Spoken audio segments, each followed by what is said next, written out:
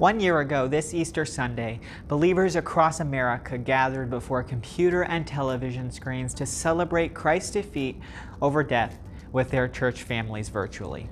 Some gathered in their cars for drive-in services, and others sat outdoors in lawn chairs, safely distanced from their friends and loved ones. Last Easter was difficult. Many who dared not venture out of their homes felt completely alone.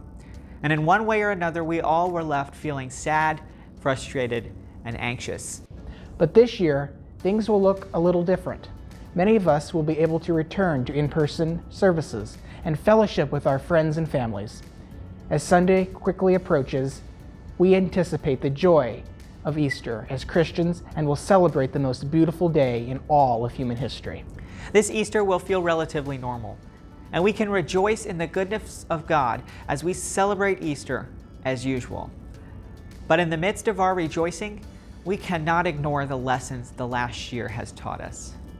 The hope of Easter resides in the fact that as followers of Christ, we are never alone and have nothing to fear.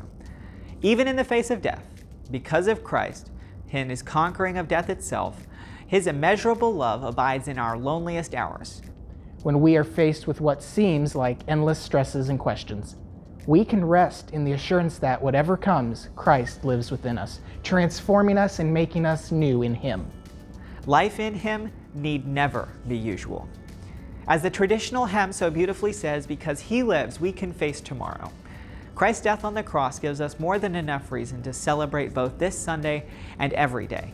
So let us remember the words of the disciple Peter, who wrote in his first letter, "In his great mercy, he has given us new birth into a living hope through the resurrection of Jesus Christ from the dead." From all of us here at Cedar60 Podcast, rest in him and have a blessed Easter.